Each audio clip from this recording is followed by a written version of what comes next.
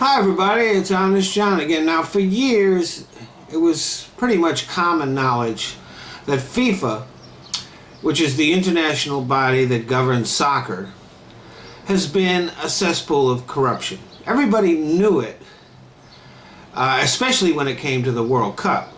They milked that cash cow for all it's worth. Everybody knew it, but nobody did anything about it. I mean, the World Cup has been awarded based on the quality of the bribes that could be obtained rather than the host country's ability to put on a worthy event, or the country's human rights record, or anything like that. Even when the conditions themselves don't lend themselves to good soccer, FIFA still gives a country a World Cup if they come up with the money. For example, this week the Women's World Cup will be held in Canada on artificial turf. Now this increases the risk of injury for the athletes involved and greatly interferes with the women's ability to pass accurately. There's a big difference between the way the ball rolls and the way the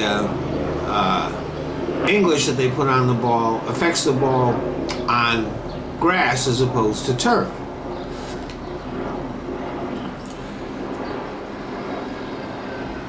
With the billions that FIFA makes, you would think that they would at least have provided the women with natural grass fields.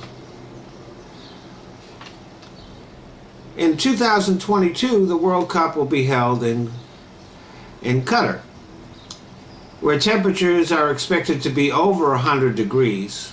And even worse, workers involved in the construction of facilities for the World Cup are being paid slave wages, held in abominable conditions, and forced to work under very hazardous circumstances.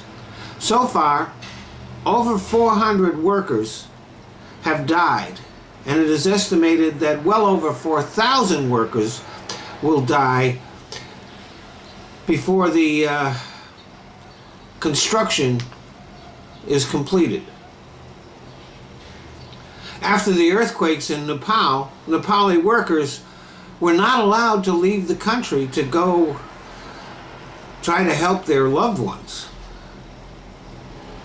That's the kind of scummy thing that's happening with the World Cup in Qatar. And of course, if you want a perfect marriage of corruption, you have FIFA and Putin's Russia, where the 2018 games will be held. So far, the joint investigation by the U.S. Justice Department and Sweden has uncovered at least 150 million in bribes given to key FIFA officials. And they're just beginning that. And despite all this, Sepp Blatter, who has been president of FIFA for something like 17 years now, was re-elected to a fifth term. Now, some people would like you to believe that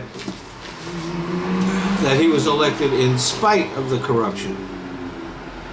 The fact is that he was re-elected because of the corruption.